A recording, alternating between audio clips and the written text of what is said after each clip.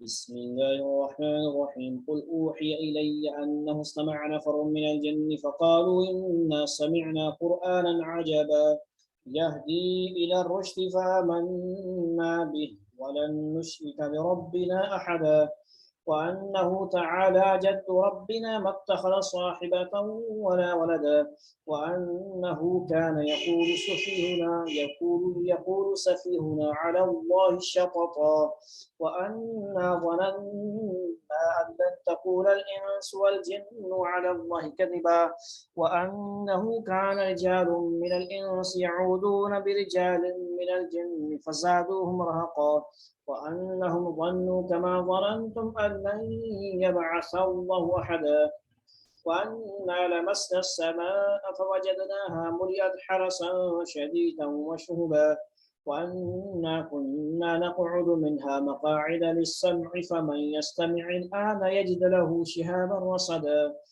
وأنا لا ندري أشر أريد بمن في الأرض أم أراد بهم ربهم رشدا وأنا منا الصالحون ومنا دون ذلك كنا طرائق قددا وأنا ظننا أن لن نعجز الله في الأرض ولن نعجزه هربا وأنا لما سمعنا الهدى آمنا به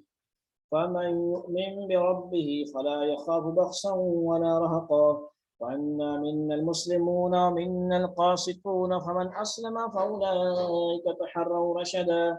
وأما القاسطون فكانوا لجهنم حطبا وأن لو استقاموا على الطريقة لأسقيناهم ماء غدقا لنفتنهم فيه ومن يعرض عن ذكر ربه يسلكه عذابا صعدا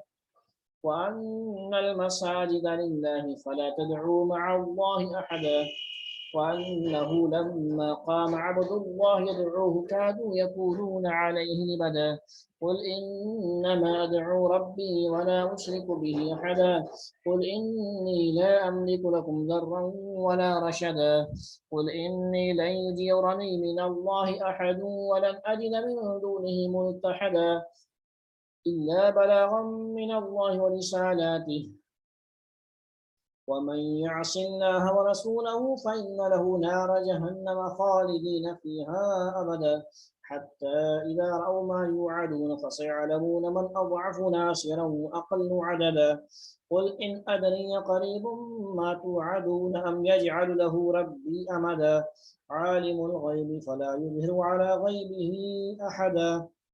إلا من ارتضى من رسول فإنه يسلك من بين يديه ومن خلفه رصدا